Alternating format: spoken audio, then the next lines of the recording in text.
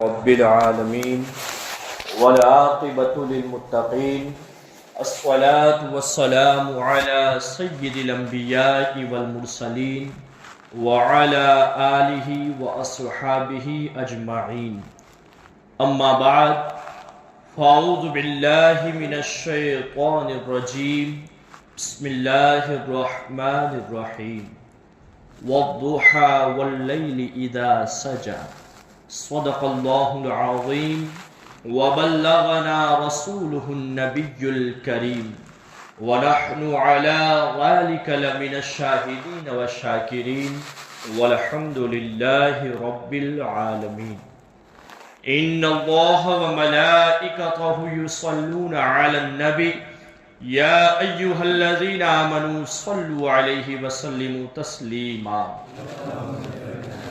اللهم صل وسلم وبارك على نبينا محمد وعلى آل محمد وبارك وسلم صلاة وسلام عليك يا رسول اللہ صلی اللہ تعالی علیہ وسلم۔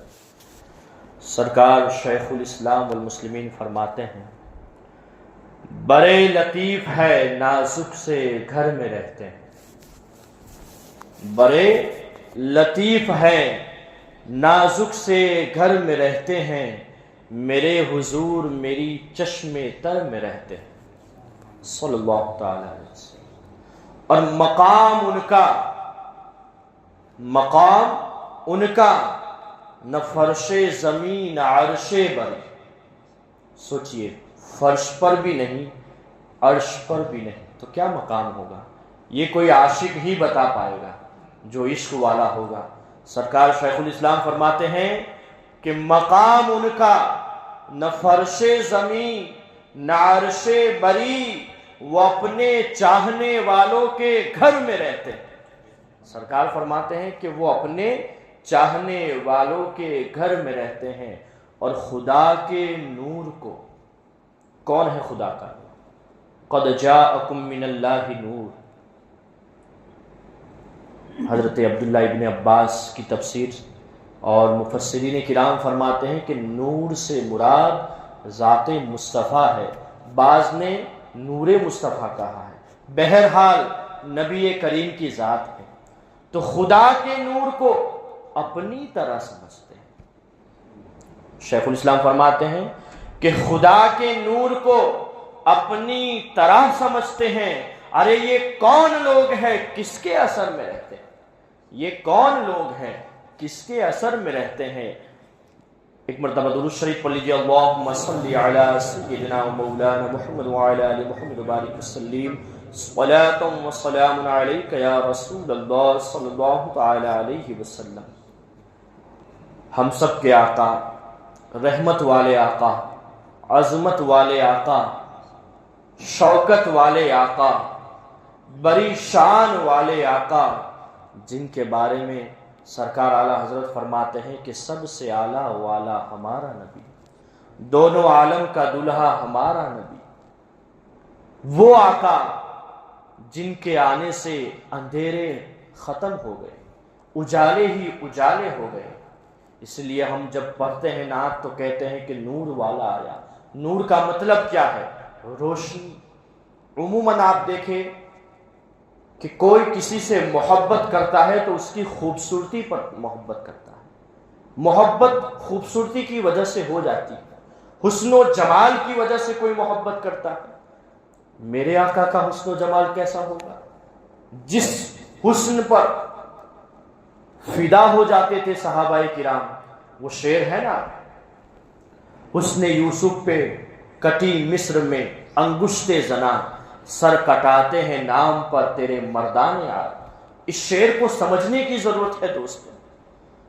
کیا جملے کہے ہیں اس میں شاعر نے کہ حسن یوسف پہ، یوسف علیہ السلام کے حسن پر، ان کی خوبصورتی پر، اور یہاں دوسرے شعر میں نام پر، صرف نام پر، وہاں یوسف علیہ السلام کے حسن پر اور یہاں صرف نبی کے نام پر۔ ابھی حسن کی بات ہی نہیں، غور کرے آپ۔ حسن یوسف پہ کٹی مصر میں انگشت زنا، زنا یعنی عورتیں، انگشت یعنی انگلیاں، کٹی کیا ہے؟ کٹی، ایک ہے کاٹنا اور ایک ہے کٹنا، دونوں میں بہت فرق ہے دوست۔ ایک ہے کٹنا، جیسے کبھی کچھ سبزی وغیرہ کاٹے تو انگلی کٹ جاتی ہے، کاٹتے نہیں، سبزی کاٹتے کاٹتے انگلی کٹ جاتی ہے، ہوتا ہے نا، تو کیا کہا جاتا ہے کہ انگلی کٹ گئی، یہ کوئی نہیں کہتا کہ انگلی کٹ گئی، یہ الگ بات ہے۔ لیکن سبزی کے بارے میں کہا جاتا ہے کاٹا، یعنی سبزی کو کاٹنے میں اختیار ہے لیکن انگلی کٹی ہے اس میں اختیار نہیں، وہ کٹ گئی۔ تو دونوں میں انتر دیکھیے کہ حسن یوسف پہ مصر میں کٹی انگشت زنا کاٹی نہیں ہے عورتوں نے، صرف کٹی ہے، اور یہاں سر کٹاتے ہیں، سر۔ بہادری دیکھیے، وہاں انگلیوں کا ذکر، عورتوں کا ذکر، یہاں مردان عرب، اور عرب کے مرد ہمارے ہندوستان کے مردوں کی طرح نہیں رہتے تھے دوست، وہ پہلوان رہتے تھے۔ سنے ہوں گے مولا علی کے واقعات، سنے ہوں گے عربوں کے واقعات۔ مردان عرب سر کٹاتے ہیں، نام پڑھتے ہیں، حضور آپ کے تو نام پر ہی مردان عرب سر کٹا دیتے ہیں، تو حسن و جمال کا کیا عالم ہوگا۔ اس واقعے کو دیکھیں پھر آپ یہ شعر سمجھیں گے کہ حضرت یوسف علیہ السلام کا حسن و جمال بہت باکمال تھا، بہت ہی خوبصورت، حسین و جمیل حضرت یوسف علیہ السلام تھے، اتنے خوبصورت کہ باہر نکلتے تو اپنے چہرے کو چھپا لیا کرتے تھے، اپنے چہرے کو چھپا لیا کرتے تھے، اتنے حسن و جمال والے۔ ایک مرتبہ حضرت زلیخا جو حضرت یوسف علیہ السلام کے حسن و جمال پر فدا ہو گئی، اور ان کے علاوہ کسی کا ذکر ہی نہیں۔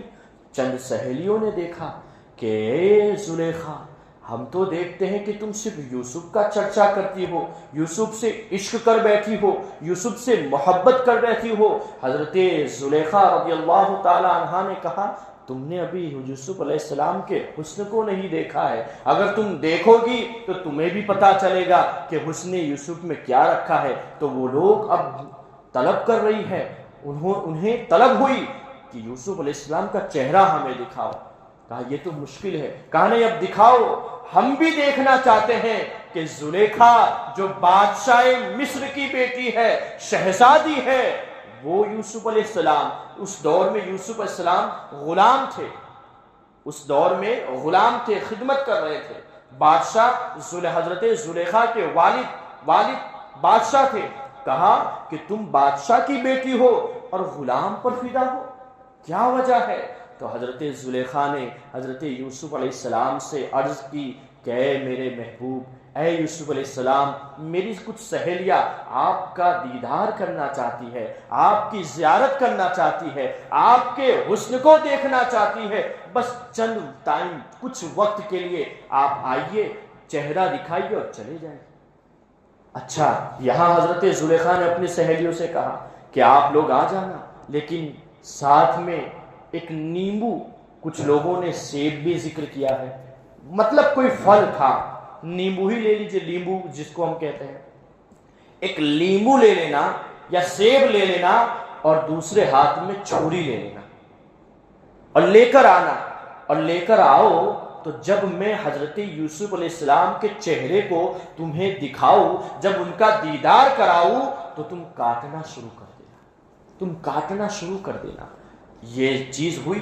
اب حضرت یوسف علیہ السلام کو دوسرے دن لایا گیا، سب سہیلیاں، سب عورتوں میں یہ بات پھیل گئی کہ آج تو یوسف علیہ السلام کا حسن دکھایا جائے گا، آج تو حسن یوسف کو سب کے سامنے دکھایا جائے گا۔ اچھا وقت ہے جس پر وقت کے بادشاہ کی بیٹی زلیخا فدا ہے، آج ان کے چہرے کو دکھایا جائے گا۔ تو سب مصر کی عورتیں جمع ہو گئی اور سب اپنے ہاتھ میں جو سیب یا نیمبو، جو بھی کہا، نیمبو لے کر آ گئی اور چھری لے کر آ گئی اور بیٹھ گئی۔ اب انتظار میں ہے، غور کرے کیسا منظر ہوگا۔ ہوگا. ارے اس منظر کو غور کرے کہ اگر ابھی اعلان ہو جائے کہ وقت کا شیخ الاسلام سید محمد مدنی اشرف آنے والا ہے تو لوگ کیسے انتظار میں ہو جائیں گے, لوگ کیسے توجہ کر کے بیٹھیں گے کہ آج تو مرشد گرامی آنے والے ہیں, یا کوئی اور جس کے بھی جو مرید ہے اپنے پیر کا نام سنے محبت کرتے ہیں, اس لیے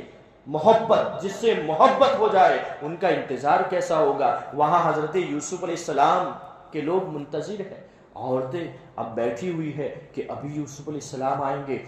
کچھ ہی وقت میں, کچھ ہی دیر میں حضرت زلیخا اپنے محبوب یوسف علیہ السلام کو لے کر آتی اور چہرے پہ پردہ رکھا ہوا ہے. حضرت یوسف علیہ السلام نے جیسے ہی پردہ ہٹایا ہے دوستو, آپ دیکھیں تاریخ گواہ ہے, مورخین اور تاریخ لکھنے والوں نے واقعہ لکھا ہے, بلکہ قرآن میں آپ اس کی تفسیر پڑھیں, قرآن میں بھی لکھا ہوا ہے کہ جیسے ہی حضرت یوسف علیہ السلام نے اپنے چہرے کو دکھایا ہے, وہ عورتوں نے جیسے چہرہ دیکھنا شروع کیا ہے, وہ اس چھری سے اس سیب کو, اس نیمبو کو کاٹتی جا رہی ہے, یہاں تک کہ اس نیمبو کو کاٹ کر وہ اپنی انگلیاں بھی کٹوا چکی ہے, لیکن ہوش ہی نہیں, کیونکہ چہرہ اور کیونکہ ان کی نظر تو حضرت یوسف علیہ السلام کے جمال کو دیکھ رہی ہے, حضرت یوسف علیہ السلام کے چہرے انور کو دیکھ رہی ہے. غور کرے, یہ واقعہ آپ نے سنا, اب شعر سمجھ گئے کہ حسن یوسف پہ کٹی مصر میں انگشت زنا, کہ یوسف علیہ السلام کے حسن پر عورتوں نے اپنی انگلیاں ان کی انگلیاں کٹ گئی. حضرت یوسف علیہ السلام کے چہرے کو دیکھ کر عورتوں کی انگلیاں کٹ گئی. اب دوسرا مصرع دیکھیں کہ سر کٹاتے ہیں نام پر تیرے مردان عرب, یا رسول اللہ صلی اللہ تعالی علیہ وسلم, آپ کے حسن و جمال کی تو الگ بات ہے, وہ تو ہے ہی حسن و جمال آپ کا, لیکن آپ کے تو نام پر بھی گردن کٹا دیتے ہیں آپ کے صحابہ. اسی لیے آپ دیکھیے جنگ کے واقعات, ابھی کچھ ہاتھ میں ہے نہیں, کوئی تلوار نہیں ہے, کوئی تیر نہیں ہے, لیکن جیسے حضور حکم دیتے ہیں کہ آج جنگ کے لیے جانا ہے تو صحابہ آگے کھڑے ہو جاتے ہیں, یا رسول اللہ ہم تو گردنیں کٹانے کو تیار. ان کا حسن کیسا ہوگا, ان کا جمال کیسا ہوگا. آؤ ایک صحابی رسول کون ہے جانتے ہیں, جن کا ذکر حدیثوں کی کتابوں میں مشہور ہے کہ ان کو کثیر الروایہ کہا جاتا ہے. راویوں میں سب سے زیادہ جن کی حدیثیں ہمیں ملتی ہے وہ ذات حضرت سیدنا ابو ہریرہ رضی اللہ تعالیٰ عنہ. کیسے صحابی ہوں گے جنہوں نے سب سے زیادہ حدیثیں روایت کی ہے. اچھا, حدیثیں روایت کی اس کا مطلب سمجھتے ہیں, یعنی سب سے زیادہ حضور کا قرب حاصل کیا ہے, کیونکہ حضور کے قریب بیٹھے ہیں تبھی تو یہ روایتیں پیش کر رہے ہیں. انہوں نے قریب ہو کر حضور کو کیسے دیکھا ہوگا, حضور کے چہرے انور کی کیسے زیارت کی ہوگی, وہ فرماتے ہیں, وہ حدیث میں ذکر کرتے ہیں, یہ حدیث پاک ہے, کہتے ہیں ما رأیت شیئا احسن من رسول اللہ صلی اللہ تعالی علیہ وسلم, کہ میں نے کسی چیز کو دیکھا ہی نہیں جو رسول اکرم صلی اللہ تعالی علیہ وسلم کے چہرے سے زیادہ حسین ہو. جملے پر غور کریں, ما رأیت شیئا, ما رأیت رجلا نہیں کہا, میں نے کسی مرد کو نہیں دیکھا, نہیں تو کوئی کہتا کہ عورتیں بھی تو خوبصورت تھی. ما رأیت انسانا, انسان بھی نہیں کہا, ورنہ کوئی کہہ سکتا تھا مردوں میں انسانوں میں نہیں, لیکن چاند تو دیکھو, چاند کتنا حسین ہے, کوئی کہتا یہ فلاں پرندہ دیکھو, یہ غلاب دیکھو, یہ دیکھو, وہ دیکھو, یہ کتنا حسین ہے, لیکن نہیں. حضرت ابو ہریرہ نے لفظ شے لا کر بتا دیا کہ دنیا میں کوئی ایسی چیز پیدا ہی نہیں ہوئی ہے جو میرے نبی, میرے محبوب سے زیادہ حسین ہو, بلکہ دنیا میں جتنے حسن ہیں وہ سب میرے نبی کا اترن ہے, وہ سب میرے نبی کا صدقہ ہے. اسی لیے مفسرین اور بعض ہمارے علماء کرام فرماتے ہیں کہ حضرت یوسف علیہ السلام کو جو حسن ملا تھا نا, وہ بھی میرے نبی کا ایک ٹکڑا تھا, میرے نبی صلی اللہ تعالی علیہ وسلم کا حسن کا ایک جلوہ تھا. ورنہ میرے نبی کے حسن کی تو کیا بات ہے کہ حضرت ابو ہریرہ فرماتے ہیں کہ میری ان آنکھوں نے کبھی ایسا حسن دیکھا ہی نہیں, کسی چیز کو میں نے دیکھا ہی نہیں جو میرے نبی سے زیادہ حسین ہو. اچھا کچھ لوگوں نے اپنے اپنے عشق کے پر کہا ہے کہ کیسا چہرہ تھا. ایک شخص نے کہا کہ حضور کا چہرہ اتنا چمکدار تھا جیسے تلوار چمکتی ہے. تو کسی ایک اور عاشق نے روکا, نہیں, مدارج النبوت میں یہ ذکر ہے, نہیں, آپ نے تلوار ذکر کیا ہے چمک کے اعتبار سے, لیکن تلوار میں گولائی نہیں ہے, چاند میں گولائی ہے. چاند جیسے گول ہے اور چمکتا ہے, ایسا ہی چہرہ میرے مصطفیٰ جان رحمت صلی اللہ تعالی علیہ وسلم کا ہے. لیکن ایک اور عاشق آگے بڑھا, کہا تم چاند کی بات کر رہے ہو کہ چاند کی طرح چمکنے والا چہرہ ہے؟ ارے نہیں, چاند سے بھی زیادہ حسین میرے مصطفیٰ ہے, کیونکہ چاند میں تو آج بھی داغ ہے, میرے نبی کے چہرے میں کوئی داغ نہیں. میرے نبی کا حسن و جمال تو ایسا حسن و جمال ہے کہ ایک مرتبہ حضرت جابر رضی اللہ تعالیٰ عنہ, یہ بھی روایت ملتی ہے کہ ایک مرتبہ انہیں بھی موقع مل گیا کہ آپ جانتے ہیں 14ویں کا چاند, جو چاند 14واں چاند جو رہتا ہے اس کو آپ کبھی دیکھنا, وہ پورا مکمل چاند رہتا ہے. 14ویں کا چاند پورا مکمل رہتا ہے. اسی لیے جب کہا گیا کہ چاند کے ٹکڑے کرو تو حضور نے 14ویں کے چاند کے ٹکڑے کیے تھے, تاکہ کوئی کل یہ نہ کہے کہ چاند آدھا تھا اس لیے کاٹا, آدھا تھا اس لیے اشارے سے شاق ہوا, اشارے سے الگ ہوا ہے, لیکن 14ویں کے چاند کو الگ کیا تاکہ لوگ یہ نہ سمجھے, بلکہ پورے چاند کے بیچ میں ٹکڑے کر دیے میرے مصطفیٰ نے. اسی لیے 14ویں کا چاند. تو 14ویں کا جو چاند ہوتا ہے, آپ دیکھیے گا 12 ربیع الاول شریف کے بعد 14ویں کا چاند, 14واں چاند بالکل گول نظر آئے گا اور اتنا حسین نظر آئے گا کہ آپ دیکھیں کہ اس وقت روشنی بھی بہت پھیلی رہتی ہے 14ویں کے چاند. غور کیجئے گا کبھی. اب حضرت جابر بن سمرہ رضی اللہ تعالیٰ عنہ کو موقع مل گیا کہ پریکٹیکل کیا جائے, کیونکہ اس وقت 14ویں کا چاند آسمان میں نظر آ رہا تھا اور زمین پر مصطفیٰ جان رحمت جلوہ فرما اپنی آنکھوں کے سامنے تھے. انہوں نے دیکھا آج تو پریکٹیکل کرو. حدیث میں وہ بیان کرتے ہیں, حدیث پاک میں ہے, وہ بیان کرتے ہیں حضرت جابر کہ میں ایک مرتبہ چاند کی طرف دیکھتا اور پھر حضور کے چہرے کو دیکھتا. میں چاند کی طرف دیکھتا, میں حضور کے چہرے کو دیکھتا, میں اوپر دیکھتا, نیچے دیکھتا, اوپر دیکھتا, نیچے دیکھتا. خدا کی قسم چاند سے زیادہ حسین میرے مصطفیٰ جان رحمت کا چہرہ نظر آیا. حضرت جابر بن سمرہ رضی اللہ تعالیٰ عنہ فرماتے, سوچئے کتنا حسین چہرہ ہوگا. اللہ تعالیٰ کی بارگاہ میں دعا ہے کہ اللہ ہمیں بھی اس چہرے کی زیارت نصیب فرمائے. لیکن کب؟ جب ہماری آنکھوں میں وہ آنکھیں ہوگی جو آنکھیں حضرت ابوبکر صدیق کی آنکھیں تھی. وہ آنکھیں ہمیں بنانی ہوگی. ان آنکھوں کو بے حیائی سے پاک کرنا ہوگا, ان آنکھوں کو گناہوں سے پاک کرنا ہوگا, ان چہرے کو, اس چہرے کو سنت رسول والا چہرہ بنانا ہوگا.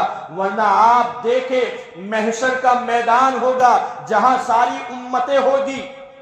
حضرت آدم علیہ السلام کی امت بھی موجود ہوگی, حضرت نوح علیہ السلام کی امت بھی موجود ہوگی, حضرت یوسف علیہ السلام کی امت بھی ہوگی, سارے نبیوں کی امتیں ہوگی. وہاں ہم بھی ہوں گے, وہاں ہم بھی ہوں گے, جہاں ایسا عالم ہوگا کہ سب نفسا نفسی کے عالم میں ہوگے دوستو. لیکن اگر ہمارے چہرے پر سنت مصطفیٰ سجی ہوگی, ہماری آنکھوں میں حیا کا پردہ ہوگا, ہمارے اعمال میں نیکیاں ہی نیکیاں ہوگی, تو میرا وجدان کہتا ہے کہ ہمارے نبی پکار اٹھیں گے اور کہیں گے کہ اے امتیوں دیکھو یہ میرا غلام آ رہا ہے جس نے دنیا میں میری سنت کے مطابق زندگی گزاری ہے.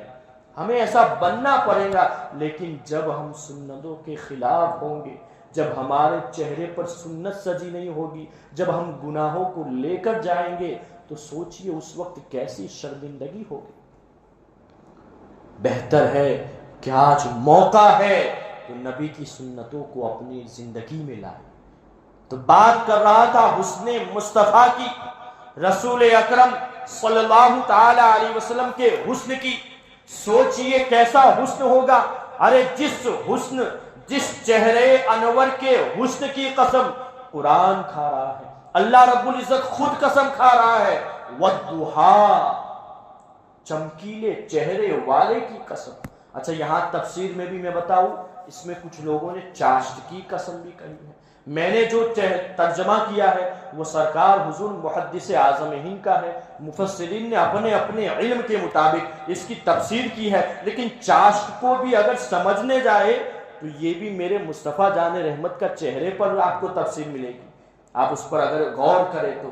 بہرحال چہرے انور، چمکیلا چہرہ، اس کی قسم رب العالمین کھا رہا ہے، سوچئے چہرہ کیسا ہوگا۔ آؤ ایک روایت سناؤں میں آپ کو کہ ایک مرتبہ عرب کا ایک قافلہ آیا، ایک قافلہ مدینے سے کچھ دور، مدینے کے قریب ایک قافلہ آیا اور آ کر رکا، اس نے قیام کیا۔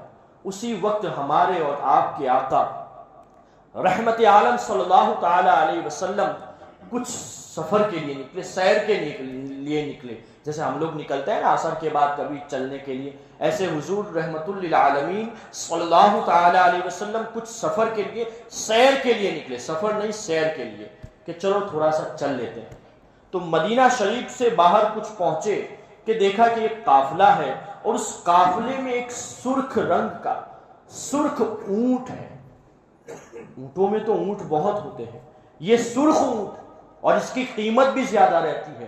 میرے پیارے آقا صلی اللہ تعالی علیہ وسلم اس قافلے کے قریب پہنچے، حضور کو وہ اونٹ بہت پسند آ گیا، اتنا پسند آ گیا کہ حضور نے ان سے کہا کہ کیا تم یہ اونٹ بیچنا چاہتے ہو؟ میں اس کو خریدنا چاہتا ہوں، مجھے یہ بہت پسند آ گیا ہے۔ وہ لوگ حضور کو پہچان نہیں رہے تھے، انہوں نے ابھی جانا نہیں تھا کہ یہ کون ہے، اور یہ لوگ ایمان والے بھی نہیں تھے، لیکن انہوں نے جیسے ہی حضور کے چہرے کو دیکھا تو یہ لوگ نہ نہیں کہہ پائے، بلکہ کہا ہاں ہم بیچنا چاہتے ہیں۔ حضور نے ارشاد فرمایا چلو ٹھیک ہے، میں لینا چاہتا ہوں، لیکن میں تو ایسے ہی سیر کے لیے نکلا تھا، میں تو ایسے ہی چلنے کے لیے نکلا تھا، میرے پاس کوئی رقم نہیں ہے، تم بتا دو میں تمہیں وہ رقم بعد میں دے دوں گا۔ ان لوگوں نے دیکھا، حضور کے چہرے کو دیکھتے گئے، منع نہیں کیا، نہ نہیں کیا، کہا ٹھیک ہے آپ لے جائیے۔ اونٹ لے کر حضور وہاں سے چلے گئے اور مدینہ شریف میں آ گئے۔ اتنے میں وہ قافلے میں ایک شخص تھا جو دور سے دیکھ رہا تھا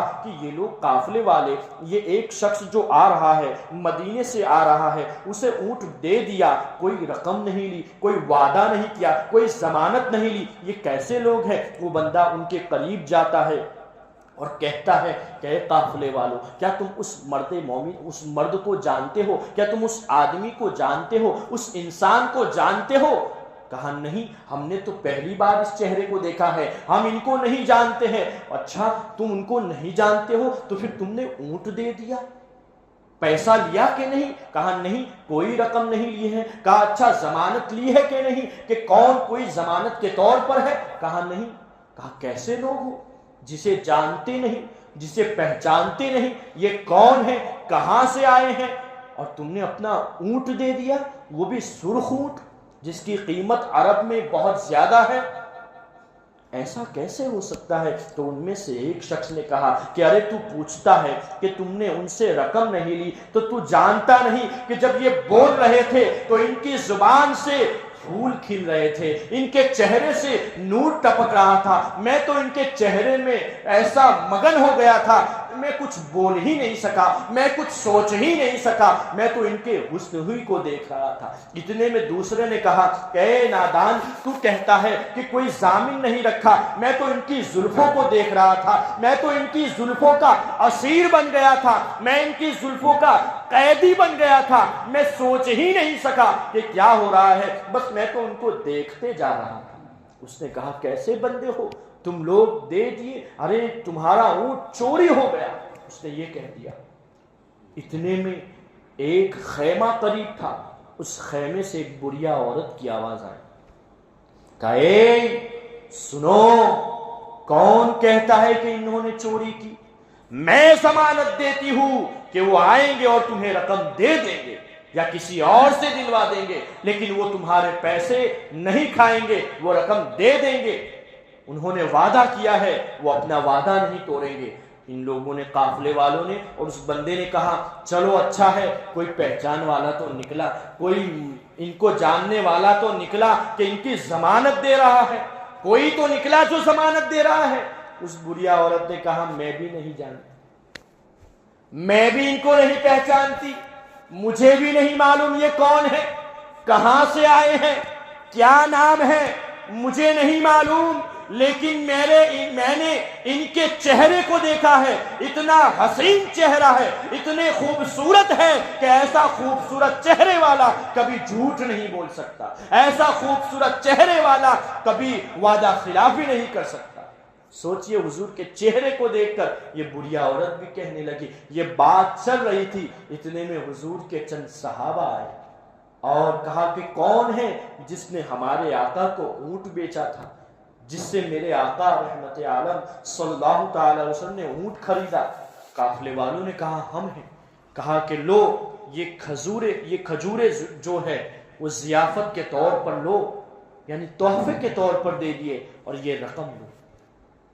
اب یہ لوگ قافلے والے کہہ رہے ہیں اب رقم کی ضرورت نہیں، اب رقم نہیں چاہیے، اب کھجورے بھی نہیں چاہیے، ہمیں یہ بتاؤ کہ وہ حسین چہرے والے ہے کہاں، وہ رہتے کہاں ہیں، ان کا نام کیا ہے؟ اب صحابہ تو صحابہ ہے، آج کا عاشق مچل جاتا ہے، وہ تو صحابی تھے دوستو، کیسے عاشق رسول تھے، بول اٹھے ارے جس چہرے انور کے حسن پر تم لوگ فدا ہو چکے ہو وہ کہیں اور نہیں، وہ سامنے دیکھو، وہ کھجوروں کے درخت دکھ رہے ہیں، وہ وہیں مدینہ میں رہتے ہیں، جاؤ ان کی زیارت کر لو، اور جانتے ہو وہ کوئی اور نہیں، وہ اللہ کے رسول محمد الرسول اللہ ہے، وہ محمد بن عبداللہ ہے، وہ اللہ کے نبی ہے۔ اب یہ لوگ چل پڑے حضور کی بارگاہ میں، وہ بڑھیا بھی چل پڑی، پورا قافلہ گیا حضور کی بارگاہ میں گئے اور ایمان اسلام جیسی دولت انہوں نے حاصل کی۔ کہا یا رسول اللہ اب ہمیں کچھ نہیں چاہیے، ہم تو آپ کے یہاں آپ کے خریدار، ہم تو آپ کے یہاں بک چکے ہیں، ہمیں کلمہ پڑھا دیجئے۔ سارے کے سارے کلمہ پڑھ لیتے۔ سوچئے جب حسن کا یہ عالم ہے تو پھر کردار کا عالم کیا ہوگا، اخلاق کا عالم کیا ہوگا؟ آپ سوچیں ان کے اخلاق کا عالم کیا ہوگا کہ جب ان کا چہرہ دیکھا تو ان کے زبان پر بھی لوگ ضامن بن جاتے تھے کہ یہ کبھی جھوٹ نہیں بولیں گے، بلکہ حضور کے تو اعلان نبوت سے پہلے صادق الامین کہا جاتا تھا کہ یہ تو سچے ہیں، یہ تو امانت میں خیانت کرنے والے نہیں، یہ تو لوگوں کا بھلا سوچتے ہیں، ان کے بارے میں ایسا، یہ حضور کے اخلاق تھے دوستو۔ آج ہم عاشق رسول کہتے ہیں اپنے کو، ہمارے اخلاق کیسے، ہمارے اخلاق کیسے ہیں؟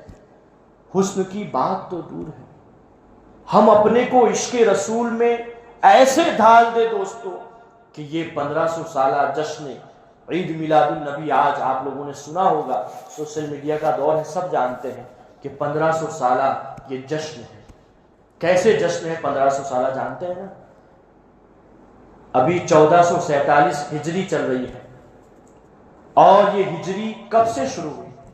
رسول اکرم کے مکہ سے مدینہ آنے کے بعد، اسی کو ہجرت کہتے ہیں، اور ہجرت کے بعد جو ہجری شروع ہوئی ہے اسی کو ہجری کہتے ہیں، 1 2 3۔ تو حضور نے مکہ میں کتنے سال گزارے؟ 53 سال، 53 53، اور 10 سال جو مدینہ میں گزارے ان کو گننا نہیں، کیونکہ اس وقت تو 10 ہجری ہو گئی تھی جب حضور مدینہ میں پہنچ گئے تھے، ہے نا؟ تو 10 ہجری کو نہیں گننا ہے کیونکہ ہجری تو ہو ہی گئی تھی 10، تو 53 سال کو گننا ہے، اور یہ 1447، 53 اور 1447 ہو گئے نا 1500 سال۔ تو یہ سال 1500 سالہ جشن عید میلاد النبی ہے دوستو، ہم نے 1400 سالہ جشن عید میلاد النبی نہیں دیکھا، اور 1600 سالہ جشن عید میلاد النبی بھی پتہ نہیں کہ ہم دیکھیں گے۔ یہ موقع ہمیں حضور نے دیا ہے کہ 1500 سالہ جشن عید میلاد النبی ہم منائیں، تو دوستو اس کو صرف اپنے گاؤں میں جلوس نکال کر حضور کی نعتیں پڑھ پڑھ کر صرف اتنا نہ کرنا، بلکہ حضور کی بارگاہ میں اپنے کو ایسا جھکا دو، ایسا لا دو، ایسا عاشق رسول بنا دو کہ جب کانوں میں اذان کی آوازیں آئے تو یہ قدم نماز کی طرف جائے. کیوں؟ کیونکہ جب ایک بندہ عاشق رسول ہوگا، رسول اکرم سے محبت کرے گا، نبی رحمت سے سچا عشق کرے گا، تو وہ کہے گا اگر اس کے ہاتھ میں موبائل ہے، اس کے ہاتھ میں گیم کے لیے کوئی چیز ہے، کھیلنے کی چیزیں ہیں، اگر اس کے کانوں میں اذان جائے گی تو وہ پکار اٹھے گا، ارے اذان ہو رہی ہے، یہ تو میرے آقا کریم کی آنکھوں کی ٹھنڈک ہے، چلو نماز کے لیے چلو. وہ دیکھے گا، وہ سنے گا اذان کو تو کہے گا میرے آقا تو سجدے سے محبت کرتے تھے، آؤ سجدے کے لیے چلتے ہیں. یہ 1500 سالہ جشن عید میلاد النبی میں اپنے آپ میں تبدیلی لانے کی ضرورت ہے. دوستو، نماز کی پابندی کرنا، نماز سے کتنی محبت حضور کو تھی آپ جانتے ہیں؟ یہ آخری بات کہہ کر بیان کو ختم کرتے ہیں کہ ایک روایت ہے، حضرت عائشہ کی بارگاہ میں ایک صحابی رسول آئے، کہا کہ عائشہ ام المومنین، آپ ہمیں حضور کی بیماری کے تعلق سے کیوں نہیں بتا رہی؟ ہمیں بتائیے کچھ. تو حضرت عائشہ صدیقہ رضی اللہ تعالی عنہ نے کہا کہ تم سننا چاہتے ہو؟ لو سنو کہ حضور رحمت للعالمین صلی اللہ تعالی علیہ وسلم کو جب گشی طاری ہوتی ہے وہ زمین پر آ جاتے ہیں، پھر کچھ آرام کرنے کے بعد جب ہوش آتا ہے تو کہتے ہیں کہ عائشہ برتن منگواؤ، تشت منگواؤ، برتن منگواؤ پانی والا جس سے میں وضو کروں. پھر حضور وضو فرماتے ہیں اور تھوڑی دیر کے لیے کھڑے ہوتے ہیں. کھڑے ہونے کے بعد جیسے گشی طاری ہوتی ہے حضور زمین پر تشریف لے آتے ہیں. پھر جیسے ہوش آتا ہے کہتے ہیں برتن منگواؤ.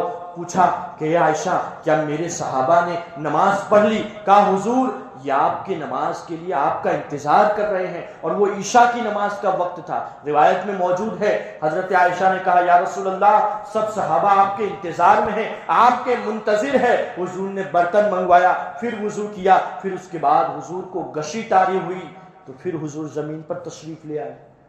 ایسا 3 مرتبہ ہوا. تینوں مرتبہ حضور نے پوچھا نماز کے تعلق سے، عائشہ کیا میرے صحابہ نے نماز پڑھ لی؟ کہا نہیں حضور آپ کے انتظار میں.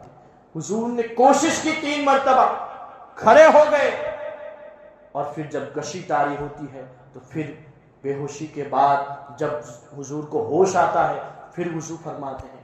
آج ہمارے حالات کیا ہے کہ تھوڑا سا سر میں درد ہو جائے تو ہم پورے دن کی نماز چھوڑ دیتے ہیں. حضور نے کہا عائشہ اب ہمت نہیں ہو رہی ہے، جاؤ کسی کو بلاؤ اور اس سے پیغام پہنچا دو کہ میرے ابو بکر سے کہا جائے کہ ابو بکر تم مصلی پر چڑھو اور نماز پڑھاؤ، تم امام بن جاؤ. حضرت ابوبکر صدیق کو حکم دیا. اب یہاں جیسے حضرت ابوبکر صدیق کو حکم دیا گیا، حضرت ابوبکر صدیق نے عاجزی کے طور پر کہا عمر تم مصلی پر چڑھو. وہ حضرت عمر تھے. آج لوگ یہی لڑائی اسی میں مست ہے کہ کون اول ہے کون افضل ہے. حضور یہی بتا رہے ہیں ابو بکر صدیق کو مصلی پر چڑھا کر کہ کون میرے بعد خلیفہ ہوگا. حضور یہی بتا رہے ہیں، اسی چیز کو ہم سمجھ نہیں رہے ہیں. بہرحال اللہ تعالیٰ اس فتنے سے بچائے. حضرت عمر نے کہا ابو بکر جس کو میرے مصطفیٰ مصلی پر چڑھنے کو کہہ دینا، کسی کی ہمت نہیں کہ وہ مصلی پر چڑھ جائے ابو بکر کے علاوہ. ابو بکر یہ تمہارا حق ہے، تم آگے بڑھو. کہنا مقصد یہ ہے کہ حضور بیماری کے عالم میں ہے، غشی طاری ہو رہی ہے، لیکن نماز کی فکر ہے. دوستو کیسی فکر ہے نماز کی. اپنے کو عاشق رسول کہو اور نماز سے دور رہو. اپنے کو نبی کا عاشق کہو، غلام کہو. عید میلاد النبی میں اپنے گھر کو تو سجا دیتے ہو، پاک کر دیتے ہو، لیکن اس دل میں جو گناہوں کا اندھیرا لگا ہوا ہے، جو تم گناہوں سے اس دل کو ناپاک کر چکے ہو، اس کو کب صاف کرو گے؟ یہ 1500 سالہ جشن عید میلاد النبی میں جس طرح تم نے اپنی مسجدوں میں لائٹ لگائی ہے، اپنے گاؤں میں اپنے گھروں میں لائٹیں لگائی ہے، لگانی چاہیے. یہ محبت کا اظہار ہے، ہم اس کی تائید کرتے ہیں، انکار نہیں کرتے، لیکن ان لائٹوں کے ساتھ ہمیں ایک روشنی دل میں بھی لگانی ہے. عشق مصطفیٰ کی روشنی دل میں لگانی چاہیے. گناہوں سے اس دل کو پاک کرنے کی ضرورت ہے. جب یہ پاک ہو جائے گا تو نماز کی طرف خود بخود قدم بڑھتے جائیں گے. بلکہ اگر عشق اور بڑھ گیا تو اذان بعد میں ہوگی، تم مسجد میں پہلے نظر آؤ گے. عشق سے پیدا کرو دوستو، عاشق بنو، محبتیں پھیلاؤ، نفرتوں کو دور کرو۔ یہی تو ہمارے رسول کا پیغام تھا۔ انشاءاللہ کل بھی ایک موقع ملے گا تو انشاءاللہ حضور کے اخلاق پر کچھ ذکر کیا جائے گا۔ آج حسن مصطفیٰ، کل اخلاق مصطفیٰ صلی اللہ تعالی علیہ وسلم، کیونکہ اخلاق بھی بہت ضروری ہے دوستو۔ اللہ تعالیٰ کی بارگاہ میں دعا ہے کہ اللہ تعالیٰ ہم سب کو اس پر عمل کرنے کی توفیق عطا فرمائے، ہم سب کو سچا پکا عاشق رسول بنائے، حضور کے صدقے ہماری پریشانیوں کو دور فرمائے۔ وآخر دعوانا الحمدللہ رب العالمین۔ السلام علیکم ورحمۃ اللہ وبرکاتہ۔